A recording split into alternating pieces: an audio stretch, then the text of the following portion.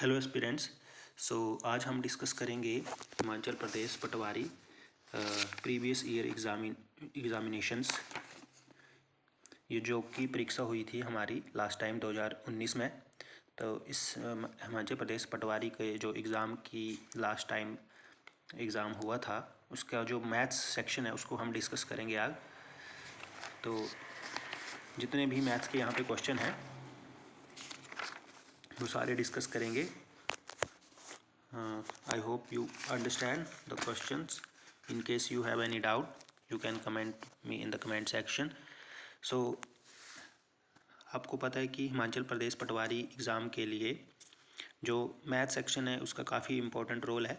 तो मैथ्स जो आपका सेक्शन है उसको काफ़ी परफेक्ट कर लें, ताकि क्योंकि इंग्लिश में मैक्सिमम हमारे जो क्वेश्चन है वो गलत हो सकते हैं।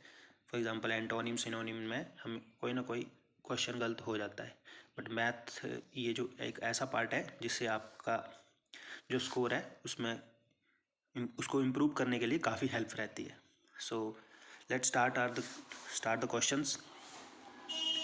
क्वेश्चन नंबर 51 है आपके लिए 3p² QR³ - 4p QR² and 7p Q³ बराबर।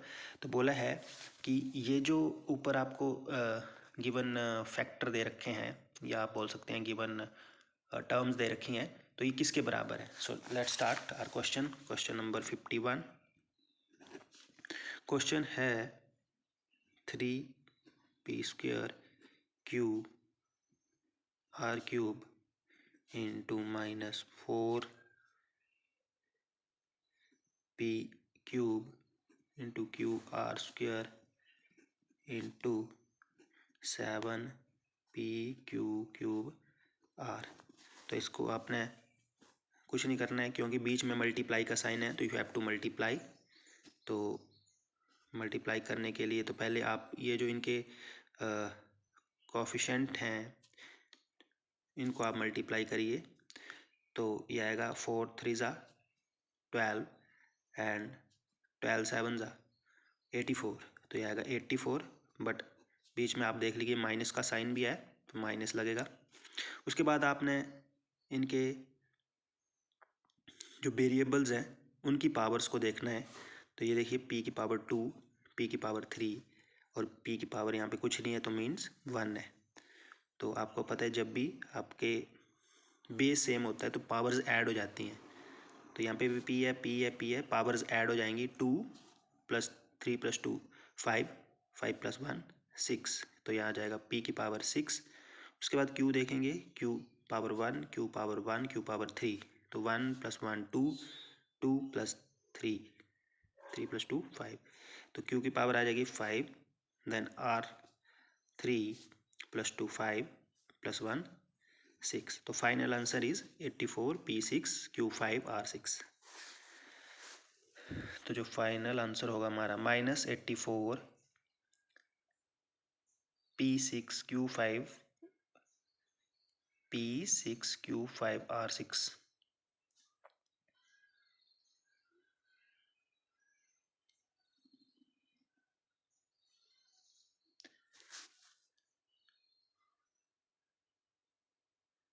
तो आई थिंक ऑप्शन में तो यहाँ पे कोई भी ऑप्शन ठीक नहीं है, बट यहाँ पे ये जो लास्ट ऑप्शन है यहाँ पे R6 होना चाहिए, क्योंकि ये और ये ऑप्शन तो वैसे ही निगलेक्ट हो गई क्योंकि बीच में माइनस साइन है तो हमें माइनस चाहिए। बट आप देख सकते हैं यहाँ पे पावर्स 2 3 2 5 और 1 6, तो ठीक है। उसके बाद q की पावर 1 + 1 2, 3 + 2 5, तो 5 भी ठीक है। r की पावर सॉरी q की पावर है 1 + 1 2, 3 + 2 5, तो q की पावर 5 ठीक है। बट r की पावर देख लो 3 + 2 5 और 1 यहाँ पे भी है, तो r की पावर यहाँ पे 6 होनी चाहिए, तो ये ऑप्शन गलत है। तो जो करेक्ट ऑप्शन यहाँ पे होना चाहिए था 84 p की पावर 6 q5 r⁻⁶, तो this is the correct answer. तो आई थिंक ऑप्शन में यहाँ पे मिस्टेक है। So let's start with the next question. Arjun is twice as old as Shreya. 5 years ago, his age was thrice 3 times the Shreya age. Find their present age. तो इस तरह के edges के question please आप जरूर practice करके जाए. 100% question आएगा ही आएगा. तो आपने सबसे पहले इस क्वेश्चन को अप्रोच करने का तरीका है कि आपने प्रेजेंट एज लेट कर लेनी है. क्लियर. यहाँ पे बोला है Arjun is twice as old as Shreya. तो अर्जुन की जो एज है वो 2 गुनी है श्रेया से. तो आप लेट कर लेंगे कि प्रेजेंट एज, हमेशा प्रेजेंट एज से ही क्वेश्चन स्टार्ट करना है. तो आप लेट कर लेंगे let the present age of Shreya is x, but Arjun की 2 टाइम है तो अर्जुन की कितनी हो जाएगी 2x. 52 का सॉल्यूशन. तो आप लेट कर लोगे let Shreya present age, Shreya की आप मान लो x, अर्जुन की अर्जुन ट्वाइस है तो अर्जुन की आप मान लो 2x. इतना हो गया. अब आपने क्वेश्चन नेक्स्ट रीड करना है. 5 years ago. 5 years ago तो मतलब अब 5 एगो का मतलब होता है 5 साल पहले. यहाँ पे हिंदी सेक्शन में देख सकते हैं आप 5 years ago. तो 5 years ago की आप अब जब 5 साल पहले श्रेया की एज क्या होगी. ठीक है, आज 6 साल है तो 5 साल पहले 1 साल की होगी वो. तो हम x से 5 माइनस कर देंगे तो 5 साल पहले ये एज आ गई उसकी. उसी तरह अर्जुन की 5 साल पहले की होगी 2x माइनस 5. अगर 5 साल बाद बोला होता है आफ्टर 5 years तो हम प्लस करते. एगो बोला है तो माइनस कर रहे हैं, ये आ गया. अब according to question his age was thrice times Shreya age. अब है अकॉर्डिंग टू क्वेश्चन जो स्टेटमेंट बनेगी यहीं से स्टार्ट होता है क्वेश्चन. अर्जुन एज इज बोला है 2x माइनस 5, श्रेया की 3 टाइम्स है तो 3 टाइम हम कर देंगे श्रेया की एज से मल्टीप्लाई. बस ये इक्वेशन है, ये बन गई आपकी इक्वेशन. इसको आपने सॉल्व करना है. 2x minus 5 is equal to 3x. 3 into 5 15. 2x 3x को इस तरफ लेके आओ तो ये माइनस का हो जाएगा.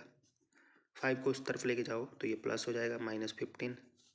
यहाँ 2 माइनस 3 माइनस x क्योंकि यहाँ पे बड़ा है और यहाँ पे आ जाएगा 10 माइनस का. तो माइनस से माइनस कैंसिल.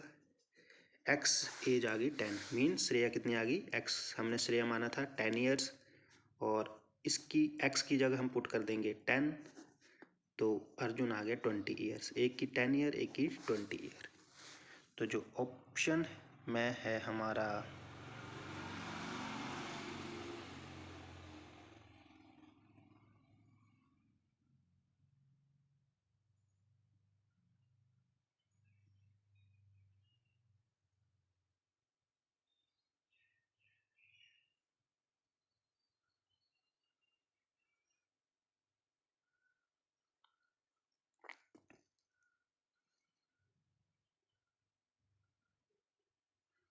यहाँ पे 10 और 12 दिया है बट यहाँ पे होना चाहिए था 10 और 20. ये भी ऑप्शन गलत है. क्लियर. तो ये ऑप्शन भी हमारा गलत है. तो यहाँ पे 10 और 12 नहीं होके यहाँ पे 10 और 20 होना चाहिए था. ठीक है, एक की एज तो करेक्ट दे रखी है पर दूसरे की 12 ईयर दे रखी है. 12 ईयर कैसे हो सकता है, ट्वाइस बोला है तो ट्वाइस मतलब 2 टाइम्स तो 20 होनी चाहिए थी. तो ये ऑप्शन भी हमारे पास गलत है. चलो नेक्स्ट क्वेश्चन देखते हैं. If the radius of the sphere is 2d/3 then its volume. Volume find out करना है तो पहले आपको पता होना चाहिए वॉल्यूम ऑफ स्फीयर क्या होता है. वॉल्यूम ऑफ स्फीयर का फॉर्मूला होता है, ये नेक्स्ट क्वेश्चन है हमारे पास 53. वॉल्यूम ऑफ स्फीयर होता है हमारे पास 4/3 पाई r³. अब आपको रेडियस की वैल्यू दे रखी है 2d/3 तो आपको रेडियस की वैल्यू पुट करनी पड़ेगी 2d/3. तो मैं यहीं पे कर देता हूँ 4/3 इंटू पाई की वैल्यू एज इट इज़ रहने दो, इसको पुट मत करो. 4/3 पाई r³ मतलब 2d/3 का क्यूब. ठीक है, जब इसको सॉल्व करेंगे तो क्या आएगा 4/3 पाई क्यूब, सॉरी यहाँ पे स्क्वायर नहीं क्यूब लगाओ, और 2 to the 4 to the 8d cube upon, नीचे आएगा 3 का क्यूब होता है 27, ठीक है। तो फाइनल आंसर क्या बन जाएगा, 8 4 ज़ा 32 अपॉन 27 3 ज़ा 81, 32 अपॉन 81 पाई डी क्यूब, बस this is the final answer 32 upon 81 pi D cube. तो जो हमारा फाइनल आंसर है वो है option A 32 upon 81 pi D cube. Clear. तो 53 का जो करेक्ट आंसर है वो है option A. Now move to question number 54। 54 में हमारे पास दे रखी -1 की पावर 1000। काफ़ी इजी क्वेश्चन है। -1 की पावर 100। अब देखिए आपको पता है 1 की पावर कुछ भी हो हमारे पास, 2 हो 3 हो 100 हो 200 हो 3 5 8 2 हो, हमेशा 1 नहीं आएगा।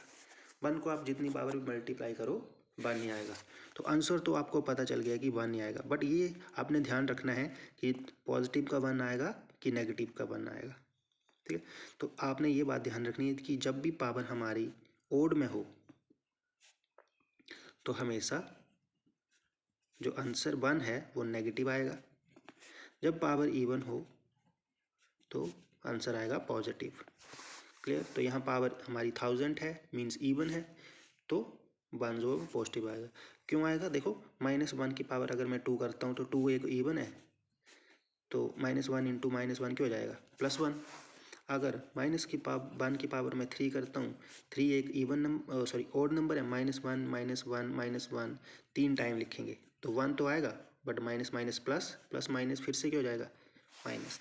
तो इसलिए जब भी पावर ओड हो तो आपने ध्यान रखना है वो जो आंसर है वो नेगेटिव आएगा, पावर इवन है तो पॉजिटिव आएगा। 1000 एक इवन नंबर है, इसलिए हमारी जो पावर है वो 1 आए, जो आंसर है फाइनल आंसर वो 1 आएगा। तो इसका जो राइट ऑप्शन होगा ऑप्शन बी 1। अब नेक्स्ट क्वेश्चन देखिए, the compound interest on ₹1000 at 10% per annum for 2 year. बोला कंपाउंड इंटरेस्ट फाइंड आउट करना है, मीन्स आपके पास अगर 1000 रुपीज़ है और आप उसको 10% रेट ऑफ इंटरेस्ट पे 2 साल के लिए बैंक में डिपॉजिट करते हो, तो आपको 2 साल बाद कितना इंटरेस्ट मिलेगा। वो भी सिंपल इंटरेस्ट नहीं पूछा, यहाँ पे कंपाउंड इंटरेस्ट पूछा है। तो कंपाउंड इंटरेस्ट निकालने का एक सिंपल फार्मूला होता है, 55 का सॉल्यूशन करते हैं। Amount is equal to P into 1 plus R upon 100। तो ये पढ़ा होगा आपने, raise to power T। Clear.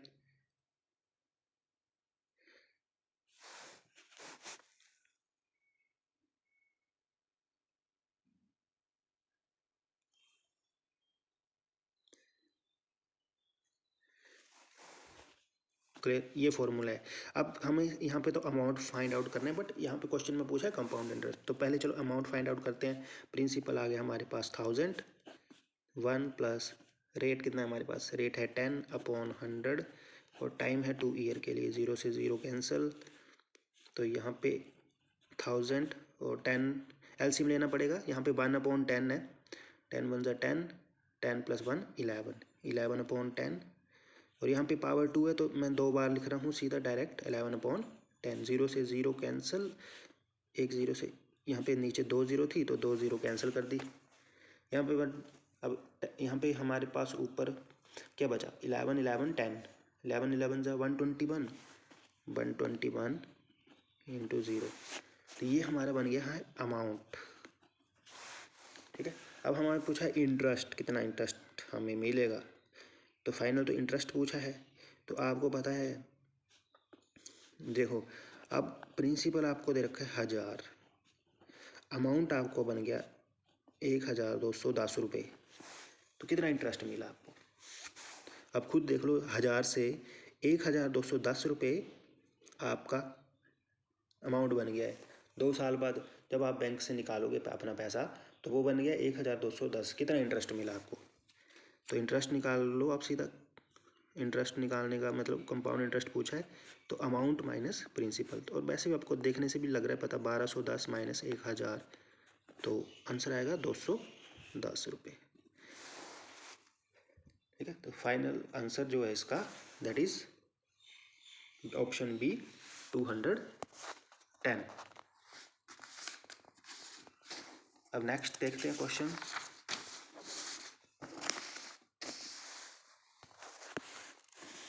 Mohan purchased a car of 8,000 and sold it after 1 year and the loss of 25%. Find the selling price of the car. तो एक तो इसको मैंने बता दूं, इसका डायरेक्ट फॉर्मूला होता है निकालने का, जब आपको लॉस परसेंट दे रखी हो,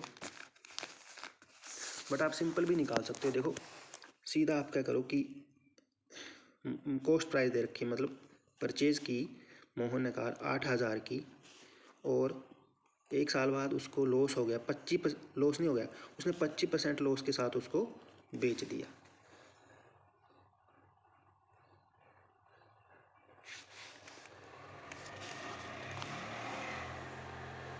ठीक है, 25% लॉस के साथ उसको बेच दिया। इसका मतलब क्या है? इसका मतलब ये है कि आप निकालोगे 8,000 का 25%, सीधा निकालो आप, 0 से 0, 0 से 0 कैंसिल, और 25 इंटू 8 होते हैं, 8 5 से 40, 8 टू 16, 16 और 4 20, 200, तो यहाँ पर आ गया 2,000। 8,000 का 25% ये होता है, मतलब 8,000 से 2,000 ये जो आपका लॉस है, 2,000 लॉस हो, तो अब कितना बेचेगा वो? 8,000 के लिए 2,000 का लॉस हो गया, सॉरी 8,000 के लिए 2,000 मतलब लॉस है उसको, तो अब वो कितने का बेचेगा? तो 8,000 से आप सीधा 2,000 माइनस कर दो, तो वो बेचेगा आप कार को 6,000 में। अब प्रॉफिट पे बेचा होता तो आप प्लस करते, तो 8 2 10 की 10,000 की बेचता तभी उसको प्रॉफिट होता, बट यहाँ पे लॉस है 25% का, तो माइनस करके आ गया 6,000। क्लियर? और एक और फॉर्मूला इसका भी इसका है हमारे पास, सेलिंग प्राइस। आपको फाइंड आउट करना है सेलिंग प्राइस, तो इसका फॉर्मूला होता है 100 minus loss percent upon 100 into cost price. ये डायरेक्ट फॉर्मूला है इसका। तो 100 माइनस लॉस परसेंट कितना है, 100 माइनस 25 अपॉन 100 इंटू 8,000। तो 100 माइनस 25 कितना होता है, 75, 100 इंटू 8,000, 100 से 100, 0 से 0 कट गया, 80 इंटू 75, तो 80 इंटू 75 कर लो आप, कितना होता है, 8 5 ज़ा 40, 0 4, 8 7 ज़ा 56, और ये आ गया 60, तो मतलब 6,000 आंसर आ रहा है। तो डायरेक्ट फॉर्मूला भी है इसका, selling price equal two means 25% पे 100 का 25% उसको लॉस हो रहा है, तो मतलब प्रॉफिट जो है उसको वो 75 का हो रहा है। ठीक है, 75 में वो बेच देगा, तो इसको जो मिलेगा वो 6,000 ही मिलेगा लॉस पे। तो इस तरह से आप इस क्वेश्चन को अप्रोच कर सकते हैं। ठीक है, तो प्रॉफिट और लॉस के क्वेश्चन भी कृपया आप जरूर प्रैक्टिस करें, इसमें से भी क्वेश्चन आएगा। ये था हमारे पास क्वेश्चन नंबर 56। क्लियर? अब क्वेश्चन नेक्स्ट देख लो। A train covered distance 3750 in 25 hours. How much average distance of the same train will cover the 1 hour? जब भी आपको एवरेज डिस्टेंस बोला हो, तो एवरेज डिस्टेंस का तो एक सिंपल फॉर्मूला है, मैं आपको बता दूं, ये तो इजी क्वेश्चन है। एवरेज डिस्टेंस, और एवरेज का कैसे निकालते हैं आपको पता तो है, टोटल वैल्यू ऊपर आती है, total distance upon total time. ठीक है, तो डिस्टेंस आपको दे रखा है 3750, टाइम आपको दे रखा है 25, बस इसको सॉल्व भी करना है आपने। 5 5 ज़ा 25, 5 7 ज़ा 35, 5 5 ज़ा 25, 0 अगेन कट करोगे, 5 1 ज़ा 5, 5 5 ज़ा 25, 0, तो 150 किलोमीटर जो है उसका सीधा आंसर है डिस्टेंस। तो इस क्वेश्चन का जो आंसर है वो है ऑप्शन सी 150 किलोमीटर, और ऊपर वाले का जो आंसर है वो है 6000। सो ये था हमारे पास क्वेश्चन नंबर 56 का solution. Clear? So that's it's for today's class. बाकी नेक्स्ट जो भी जितने भी क्वेश्चन हैं हम नेक्स्ट वीडियो में डिस्कस करेंगे। इन केस इतने जितने भी क्वेश्चन हैं, अगर इनमें किसी में भी आपको डाउट होगा तो प्लीज़ कमेंट सेक्शन में कमेंट करें, मैं आपका डाउट क्लियर करूँगा। Thank you. बाकी नेक्स्ट वीडियो में डिस्कस करते हैं।